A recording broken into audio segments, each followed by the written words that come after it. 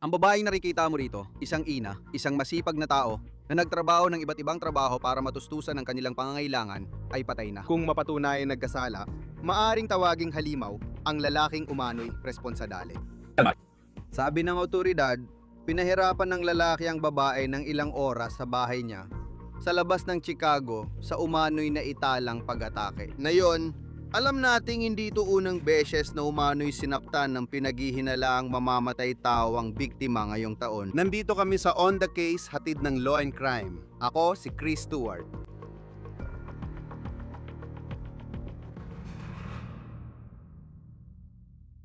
Mga kaibigan, bago magsimula ang On The Case, ibinabahagi namin ang kwentong ito dahil sa partner naming Morgan & Morgan. Kaya isa ang On The Case sa top true crime shows sa YouTube. May dahilan kung bakit Morgan & Morgan ang pinakamalaking injury law firm sa Amerika sa mahigit 35 taon. Matagal na silang lumalaban para sa tao at nakabawi ng higit 3 kubilyong dolyar para sa kliyente na pinapatunayan ng kanilang track record. Sa mahigit 1,000 abogado sa higit 100 opisina sa buong bansa, ang Morgan & Morgan ay parang pagkuha ng isang hukbo na lalaban para sa iyo.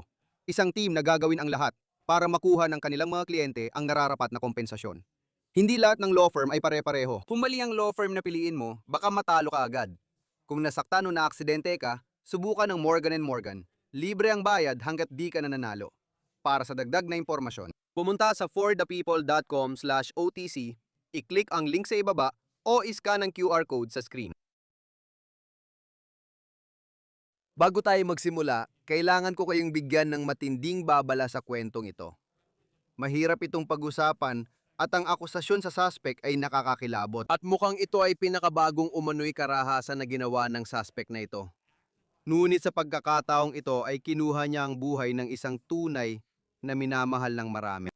Bago natin talakayin ang nakakakilabot na detalye ng kwento, pag-usapan muna natin ang biktima na si Catherine Torbic. Alam nating nagtatrabaho siya sa isang med spa malapit sa Chicago. Nag-post ang mga katrabaho niya ng parangal sa social media matapos lumabas ang balita ng kanyang pagkamatay. Bahagi ng sinabi doon, sa maikling panahon na kasama namin siya, naging bahagi siya ng aming samahan bilang magkakapatid na babae. Nagdala siya ng init, sigla at tunay na malasakit sa aming pinagtatrabahuhan. Mahal niya ang grupong ito at gusto rin namin siyang kasama. Nag-iwan siya ng hindi malilimutang marka sa mga kliyente at mga kasamahan. Iyan ang isinulat ng kanyang mga katrabaho sa Facebook. Ayon sa CBS Chicago, may naiwang 12 anyos na anak na lalaki si Catherine at nagtatrabaho siya sa iba't ibang trabaho para matustusan ang kanilang pangangailangan. Nakaligtas din siya sa umano'y karahasang domestiko mula sa lalaking tinukoy ng mga piskal na pumatay sa kanya. At ang lalaking yun daw ay naging karelasyon niya ng halos 10 taon. Noong Abril, 30 balikan natin ang nakakatakot na araw na ito sa Schaumburg, Illinois. Malapit lang ito sa Chicago. Rumespond ang mga otoridad bandang 20:20 ng gabi. Well-being check ito para kay Catherine Torbic dahil matagal na siyang walang balita at nag-aala ang tumawag. Nang pumasok ang pulis sa bahay, nakita nila siya. Sa una, sinabi ng mga pulis na may mga palatandaan ng pananakit, pero ang umano'y nangyari ay mas malala pa ron. Sa loob ng bahay, nakita rin nila si Kevin Mudiki, 56 na pinaghihinalaang pumatay sa kanya. Ayon sa pulisya, natagpuan nila sina Mudiki at Torbic sa garahe. Halos isang dekada silang nag-date pero naghiwalay nung nakaraang buwan, ayon sa CBS Chicago. Sabi ng pulisya, nang madiskubre nilang insidente, may nakabimbing warrant of arrest para sa aggravated domestic battery laban kay Kevin Mudiki. May kaugnayan ito sa umano'y ginawa niya kay Catherine Torbic ilang buwan lang ang nakaraan. Si Mudiki umano ang nagdulot na mapunta siya sa ospital noong Marso. Ngayon, malinaw na may mga malalaking katanungan kapag narinig mo yan tungkol sa kung paano ito nangyari, lalo na't kamakailan lang ay kilala na si Mudiki ng mga otoridad dahil umano sa pagiging marahas niya sa biktima sa kasong ito, si Catherine Torbic. Ayon sa mga dokumento ng korte na nakuha ng mga lokal na outlet ng media, nang matagpuan ng pulisya si Mudiki sa bahay, may recording device siya sa bulsa. At ayon sa kanila, ang laman nito ay mga bagay na mananatili sa isipan kahit ng mga pinakasanay na investigador habang buhay. Ipinaparatang nila na hindi lang pinatay ni Mudiki si Torbic, kundi pinahirapan at sexual na inabuso pa umano niya ito ng halos 7 oras. Sabi ng CBS, sa isang bahagi ng recording, habang may mga nakakatakot na pangyayari, narinig si Mudiki na nagsabi, oras na ng kasiyahan. At pagkatapos, umano'y nagpatuloy pa ang pagpapahirap. Ayon sa mga otoridad, Nagsimula ang recording alas 2 ng madaling araw at natapos alas 9:30 ng umaga. Ayon sa WGN, naitala sa huling 4 na minuto ng recording ang pagsakal kay Torvik hanggang mamatay. Sabi ng mga piskal, maririnig din si Mudiki. Bago natin talakayin ng iba pa niyang sinabi bago mamatay si Catherine Torvik, kailangan muna nating pag-usapan ang umano'y marahas niyang nakaraan. Magbubukas na kami sa katapusan ng Enero o simula ng Pebrero. Abangan ang petsa. Kaya ito ay isang video na nahanap namin sa YouTube ni Kevin Mudiki noong 2013 sa grand opening ng isang spa. Si Mudiki ay may kapatid na plastic surgeon sa Southern California. Noong 2017 tinulungan ni Kevin ang kanyang kapatid na magbukas ng isang med spa sa Chicago na tinawag na Mudiki Med Spa. Ngayon, si Kevin ay nasa Facebook noong Agosto 2021 at nag-aanyaya sa mga tao. Ngunit makikita rin na hindi naging maayos ang lahat. Kaso ito sa korte ni na Kevin at ang kapatid niya at dating kasosyo niya sa negosyo, na ngayon hindi na niya kasundo. Nabanggit din si Catherine sa kasong ito na nagbibigay ng ideya tungkol sa kanilang relasyon. Ngayon, inakusahan si Kevin ng kanyang kapatid, isang matagumpay na plastic surgeon, ng paglustay ng pera mula sa isang med spa sa Chicago area. Noong Nobyembre 2021, natuklasan niyang may mali si Kevin sa mga talaan ng accounting. Umani ginamit ni Kevin ang halos kalahating $1,000,000 mula sa kanilang med spa para sa mga personal na gastusin. Ngayon, sinasabi sa demanda na nagplano rin ang magkapatid na bumili ng mamahalin at klasikong mga kotse at pagkatapos ay ibebenta ito para kumita. At ayon sa plano, si Kevin ang kukuha ng pera, bibili ng kotse, at ilalagay ang kotse sa pangalan ng negosyo. Di umano, ipinangalan ni Kevin sa sarili niya ang mga kotse. Si Kevin ay nakusahan din na ginamit ang life insurance policy ng kanyang anak para bumili ng kotse na nagkakahalaga ng $110,000. Ayon sa demanda, tinakot di umano ni Kevin na papatay ng kanyang kapatid nang harapin siya nito. Kumuha ng protection order ang kapatid niya laban kay Kevin, na tinanggal din bilang manager ng med spa sa Chicago area na mukhang nagsara bandang 2022. Nabanggit si Catherine sa demanda at sinabing naroon siya nang gawin ni Kevin ang isa sa mga kahina-hinalang pagbili ng sasakyan. Ayon sa demanda, nagpunta sila sa Brownsville, Texas noong Pebrero 2021 para bumili ng sasakyan na mahigit $80,000 ang halaga. Nabanggit na nagtestigo si Catherine at sinabi niyan si Kevin ang gumili ng mamahaling sasakyan gamit ang tinatawag ni Kevin na sarili niyang pera at nakapangalan ang mga ito kay Kevin. Sabi niya, naiinis si Kevin kapag hindi siya napapadalhan ng pera ng kapatid. Pumabor ang korte sa kapatid ni Kevin, pero mukhang nagapela pa si Kevin sa desisyong iyon nitong taon. Ngayon, ilang taon matapos ang 2021 nang nagkaproblema sa pera si Kevin Mudiki, inaakusahan siyang pumatay kay Catherine Torvik. Ayon sa piskal, narinig sa audio si Modisi na inaakusahan si Catherine ng panloloko na itinanggi ni Catherine. Sabi rin nila, sumigaw si Catherine na itigil ang pananakit. Pero nagpatuloy pa rin siya. Sabi ng CBS, sinubukan ni Catherine tumakas pero di umano tinalian siya ng duct tape. Sa dulo ng recording, iniulat ang sinabi ni Mudiki na magpapakamatay siya. Ngunit hindi yun nangyari. Siya ay inaresto. Mas nakakakilabot ayon sa CBS, gumawa si Torvik ng nakabidyong pahayag sa pulisya dahil sa takot na papatayin siya ni Mudiki balang araw. Nagsampa siya ng reklamong felony laban sa kanya noong Marso 12 at labis siyang nag-aalala. Noong araw ding yon, na-hospital siya matapos umanong atakihin ni Kevin Mudiki. Ngayon, kasabay nito, iniulat na magkasama raw na nakatira sina Mudiki at Torvik noong panahon ng pagpatay. Ayon sa pulisya, hindi nila ito alam. Si Mudiki ay nakakulong ngayon at nahaharap sa kasong first-degree murder at 3 aggravated criminal sexual assault. Naka-schedule sang humarap sa korte sa Mayo 23. Samahan nyo kami para pag-usapan ito kasama si retiradong Detective Commander ng Chicago Police Department, Will Svilar. Ang WBBM sa Chicago ang outlet na nakita ko na nagsabing may nakabinbing arrest warrant laban kay Kevin Mudiki kaugnay nung umanay insidente ng domestic violence noong Marso na kinasasangkutan ng biktima sa kasong ito, si Catherine Torvik. Paano ba karaniwan nangyayari yon? Kung inatake niya siya noong Marso, nakatakda sanang kasuhan siya ng pulisya ng aggravated domestic battery. Paano siya nanatiling malaya at malapit sa biktima hanggang nagawa pa niyang kitilin ang buhay nito? Hindi ako sigurado kung ano ang ibig nilang sabihin sa pending. Ang tanging naisip ko tungkol dyan ay Naghihintay ba sila ng interview niya bago humiling ng mga warrant dahil kailangan nilang impormasyon mula sa kanya? Sa karahasang domestiko, pwedeng mang-aresto kahit walang warrant. Pwede kang mang-aresto kahit hindi humihiling ang nagrereklamo o biktima na magsampa ng kaso kung may nakikita kang ebidensya ng pang-aabuso. Ibig ba nilang sabihin na isampa na ang warrant pero hindi pa ito na ipapatupad dahil hindi pa siya natatagpuan? Hindi ko alam ibig nilang sabihin doon, pero masama ang sitwasyon sa lahat ng aspeto. Nakabimbing warrant, di ako sigurado ibig sabihin noon. Diyos ko, grabe talaga ang kaso nito. Oo nga, at pag-uusapan natin mamaya ang audio recording at ang nakakatakot na mga nangyari na naitala doon ayon sa pulisya. Alam mo, mahirap talaga ang mga sitwasyon ng domestic violence. Ayon sa ulat, halos isang dekada nang magkasama ang magkaparehang ito. At siguro kung ikaw ay pulis at kahit sa kasong ito na hindi malinaw kung paano sila nagkita nung gabing yon, kung sino ang pumunta kung saan. Alam ko na iniulat na magkasama pa rin silang nakatira. Ano ang mga hamon na kinakaharap mo sa ganitong kaso kung saan, alam mo, malinaw na may kasaysayan ng pisikal na karahasan dito?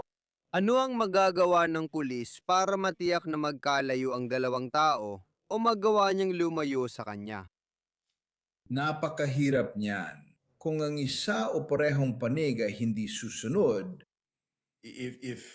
kung ang kabilang panig, kung ang nasaktan ay patuloy na nakikipag-ugnayan sa taong nanakit sa kanya, napakahirap para sa pulis na may magawa tungkol doon. Ang iniisip ko, may order of protection ba? Naghahain ba siya ng protection order?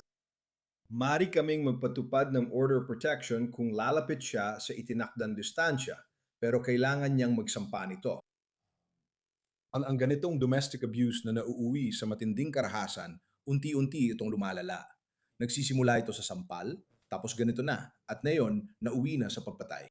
Ang mahirap dito, at hindi ko alam kung anong mga dahilan ng mga tao para manatili sa isang relasyon, maaring pinansyal o emosyonal.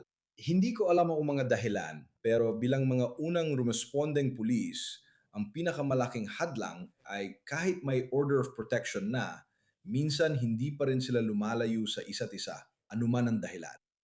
Nauwi ito sa ganitong sitwasyon. Oo, nakita namin sa kasamaang palad, maraming kaso ng karahasan sa tahanan na hindi ito isang diretsong usapin. Alam mo, may mga pagtaas at pagbaba talaga. At mahirap para sa mga pulis gawin ang lahat ng makakaya sa ganitong sitwasyon. Makikinig tayo sa nakakakilabot na audio recording na ito. Ikaw, bilang investigador ng maraming kaso ng pagpatay sa Chicago, alam mo, talagang nabigla ako sa mga detalye ng kwentong ito. Parang, ibig kong sabihin, gaano nga ba kadalas? Hindi siguro yon ang tamang paraan para sabihin. Pero ano naging reaksyon mo nang marinig mo ang tungkol sa 7 oras na di umano'y pinagdaanan niya sa kamay ng lalaking ito? Iniisip ko lang ang takot, pangamba, at hirap na dinanas ng batang ito sa loob ng 7 oras. At sinasadya ba niya i-record ito? Ibig ko sabihin, napakasama talaga, nakakakilabot. At ako, ang puso ko ay nasasaktan para sa batang iyon na kinailangan magdusa sa lahat ng iyon, kahit ano pa ang sitwasyon. Tulad na nabanggit ko dati, kahit pa bumalik siya sa nangabuso, hindi mahalaga ang sitwasyon. Nakakatakot ang mga huling oras ng kanyang buhay. At ang pagkakaroon ng naitalang ganon, ay nagkaroon na ako ng mga kaso kung saan aksidenteng naitala dahil naka-on ang telepono, o may naiwan na naka-on at aksidenteng na-record ito. Pero kung sinadya ito, hindi ko na alam kung ano pang masasabi ko tungkol sa tao nito. Oo, sa tingin ko, mula sa pananaw ng investigasyon, may mga pulis na naroon 9:30 ng gabi noong Abril 30. May isang tao na walang balita mula kay Catherine Torbeck, kaya tumawag sila para tiyakin ang kalagayan niya sa address na ito. Pumasok sila doon at natagpuan nila ang kanyang katawan. At natagpuan din nila si Kevin Modeki, ayon sa kanila, sa garahe. So kaharap mo na ang dalawang taong ito, malinaw na sa puntong yon. Malamang na alam mong siya ay mapagbibintangan na kumuha ng kanyang buhay. Parang ano ang susunod mong gagawin sa pagsubok na buuin ito? Ibig kong sabihin, sigurado na ngayon meron ka na nito, kahit gaano pa ito kakakilakilabot. Alam mo, itong audio recording na maaring maging napakalakas na ebidensya para maresolba ang kasong ito.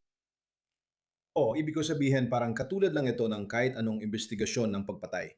Kailangan mong imbestigahan ang lugar, talagang suriin ang lugar. At sigurado akong doon nila nahanap ang audio recording na ito. Iproseso ang lugar, alam mo, dalhin ng tao sa kulungan, iproseso sila ayon sa nararapat. At pagkatapos ay ituloy mo na lang ang kaso. At alam mo, tulad ng ibang kaso, ang audio na yon ay isa lang sa mga ebidensya. May iba pang ebidensya doon. Kukuha ka ng mga sample mula sa lalaki at ng fingernail scrapings mula sa babae. Gagawin mo lahat ng kailangang proseso sa kaso ng pang-aabuso o panggagahasa at pagpatay dahil yan ang malamang na kalabasan ng kasong ito. Talagang nakakadiin ang recording. Isang audio recording ito, hindi ito video recording. Mas lalo pa sana nakakadiin kung video recording yon. Pero isa lang ito sa mga ebidensya. Kailangan ito maproseso ng maayos, dumaan sa forensics at buuin ng kaso gaya ng ibang homicide. Ano ang mga hamon na ibig kong sabihin sa kabila ng karumal-dumal na nangyari? At malinaw naman siguro mula sa labas kung ano ang di umani nangyari dito. Pero iba ang usapan kapag nasa korte na at kung paano magtrabaho ang mga abogado ng depensa. Halimbawa, ano ang ilan sa mga hamon na harapin mo sa puntong ito? Kunyari, sige, meron kang audio recording na ito.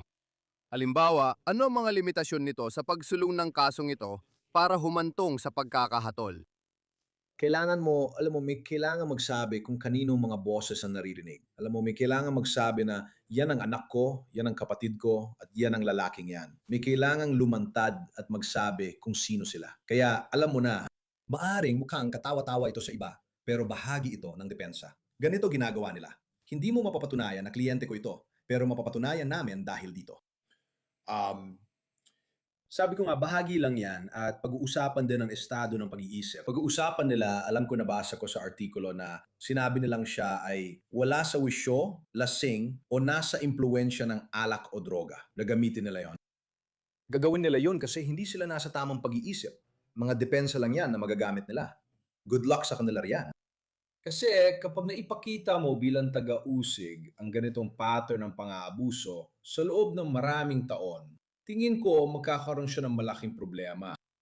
Kahit magbigay sila ng argumento, tulad ng sabihing wala siya sa wisyo, hindi ko rin alam kung ano ang sasabihin nila tungkol sa mental health dito. Pero gaya ng takbo ng mga kaso sa Illinois na parang hindi ka naman bibigyan ng death penalty. Parang paano ba makakatulong ang kahit ano doon para mapagaan ang kahit anong maririnig sa audio recording na yon? Alam mo, at tama ka. Dapat may death penalty sa mga ganitong kaso, pero alam ko maraming tutol at ayaw rin nating maparusahan ng kamatayan ang maaring inosente o may duda pa. Kung hindi pa ito karapat dapat sa death penalty, ewan ko na lang. Bilang isang piskal, gusto kong musigan ang kaso nito. Mukhang napakatibay ng ebidensya. Hindi ito nakakatulong sa batang babae na ito. Hindi rin ito nakakatulong sa kanyang pamilya. Pero ang ibig kong sabihin, sa tingin ko sa kasong ito, magiging maayay naman sila. At muli, ano ba ang magiging panakot para sa lalaking ito? 100 tao. Habang buhay na pagkakakulong. Ibig kong sabihin, yun nga, at yun ang bagay, parang meron kang taong ito, tapos nung sinilip natin ng kaunti ang kanyang kasaysayan, alam mo yon, parang nagkaroon siya ng access sa maraming pera, mukhang sa isang punto ng buhay niya. Pero sa nakalipas na 5 taon, ibig kong sabihin, sobrang iba na siya kumpara sa tao nakikita mo sa mugshot na yon. Gaano kahalaga sa investigasyon ng kasong ito ang kasaysayan ng relasyon ng dalawang taong ito kumpara sa, alam mo yon, yung totoo. Mahalaga sa uli ang nangyari sa loob ng 7 oras na narinig natin noong Abril 30 sa audio recording. Sa totoo lang, kapag pinag-uusapan natin mula sa pananaw namin, mula sa pananaw ng pulis, mula sa mga investigador, hindi talaga mahalaga yon. Hindi talaga mahalaga yon. Kahit ano pa ang naging relasyon nila, alam mo, pwedeng naging pinakamagandang relasyon pa yan sa mundo sa loob ng huling 7 oras na nagdusa ang batang babae na ito. Doon ako nakatutok. Nakatutok ako sa pagpapatunay ng pinakamatibay na kasong kaya ko. At kapag pinag-uusapan mo ang prosecution, hindi lang nila kailangan patunayan ang kaso nila. Kailangan din nilang isipin kung ano ang gagawin ng depensa. May epekto ito at maaring madulot ng argumento. So tingin ko, wala akong nakikitang argumento na pwede nilang gamitin anuman ang sitwasyon ng relasyon nila.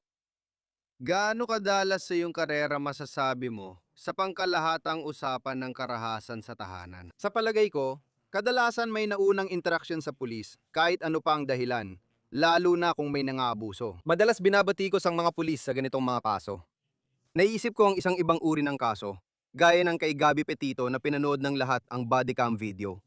Siyempre, may kalamangan tayo dahil alam na natin ang nangyari. Pagkatapos, binatikos ng husto ang mga pulis.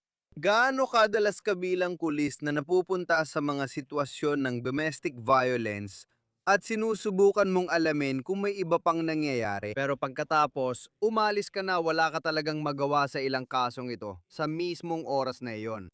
At pagkatapos, alam mo siguro, gaano kadalas mo inaalala na baka may mangyari. Oo, pumunta kami sa bahay.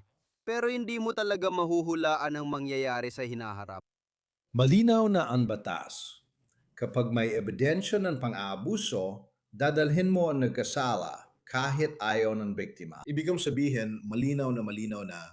At muli, naranasan ko na rin noon, nung matagal na akong patrolman, na sinusubukan mong paghiwalayan ng mga tao at dadalhin mo sila o dalhin kita sa bahay ng kapatid mo, sa bahay ng nanay mo, o kung saan man. Hindi na ginagawa yon mayon. Hindi na ginagawa yon mayon. Ngayon, kapag nakita mo may pang-aabuso, kailangan mong arestuhin. Maari man talalang nitong sitwasyon, pero kailangan mong gawin ang lahat. Hindi ko rin alam kung ano pa ang pwede nating gawin. Kailangan pa nating magsikap para maprotektahan ang mga biktima ng karahasan domestiko. Pero bilang isang pulis, ang magagawa mo lang ay arestuin ang tao na dapat mo talagang gawin.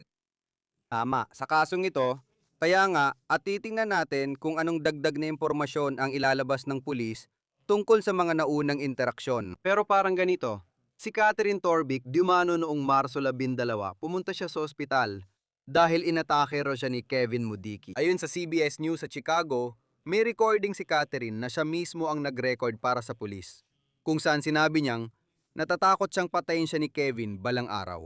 Sa insidenteng ito at sa impormasyong meron tayo, ano ang tumatak sa'yo? Ano pang gusto mong malaman para maintindihan ang sitwasyon? Maraming tanong kung paano ito umabot sa ganitong punto. Ulitin ko, ang tanong ko ay, nasaan ang protection order? Meron ba nito? Kasi kahit papaano, nagbibigay yon ng paraan sa mga pulis para makialam sa sitwasyon. Balinaw na hindi siya makakatawag kung nakatali siya ng 7 oras. May naka-file bang protection order? Kapag pinapapunta kami sa bahay, tinatanong namin kung may history ng domestic violence. Oo, on 4 o 5 tawag na ito mula dito. Kaya kahit bago ka sa area, may impormasyon ka na pagpasok mo, basta makarating muna ito sa'yo. Gaya ng sinabi ko, sana alam ko kung may order of protection o wala dahil kahit papaano, iyon ay isang parang magagamit ng mga pulis. Kahit na meron nun, ibig kong sabihin at nakakalungkot, marami na rin tayong nakita na ibang kaso na kahit may order of protection, nangyayari pa rin ang karahasan. Anong klaseng epekto ba ang pwedeng magawa nun sa pagpigil, alam mo yun, sa huli, sa pagpigil ng mga ganitong kaso na mangyari? Na kahit pasabihin ng batas, alam mo yun, kahit na-aresto siya dahil sa domestic battery, pwede pa rin siyang makapagpiyansa. At ano nga bang makakapigil sa kanya kung ito talaga ang gusto niyang gawin ayon sa paratang? At yun ang punto ko, wala. Yun ang punto ko, kailangan pa ng mga hakbang para maprotektahan ang biktima ng karahasan sa tahanan. Siguro hindi ko alam kung mas maraming shelter ang kailangan para makaalis sila sa sitwasyon at mas maraming lugar na pwede nilang dalhin ang pamilya nila. Alam mo, masama talaga ang ganito. Yung order of protection, maganda ring meron ka kasi may dokumento kang magagamit, pero papel lang din siya. Sa huli, kung gusto talagang gumawa ng masama at kaya niyang lapitan ng tao, hindi mo mapipigilan. Oo, napakasama at malungkot talaga ang kasong ito. Mahirap talagang pagdaanan ng laman ng audio recording na yon, lalo na para sa mga detektib at investigador na kailangang pakinggan at itala lahat ng nangyayari. Sigurado akong tumatatak ito sa buhay nila. Hindi mo makakalimutan yon, kahit basahin lang sa papel, mahirap na. Retiradong Detective Commander sa Chicago Police Department, Wilson V. Lar. Laging magandang makasama ka sa Long Crime. Salamat sa pagsama. Salamat, Chris. Bago tayo magtapos, gusto kong ipakita ito sa screen dahil mahalaga talagang pag-usapan ang nakikita ninyo rito. Kung ikaw o may kakilala kang biktima ng domestic violence, maaari kang tumawag sa National Domestic Violence Hotline sa 1800-788-SAFE o mag-text ng START sa 88788. Maaari kang manatiling anonymous. Bukas ito 24 na oras sa isang araw, 7 araw sa isang linggo. Dito nagtatapos ang On The Case mula sa Law and Crime. Mag-subscribe sa YouTube, Spotify at panuurin kami sa Peacock. Ako si Chris Stewart, hanggang sa muli.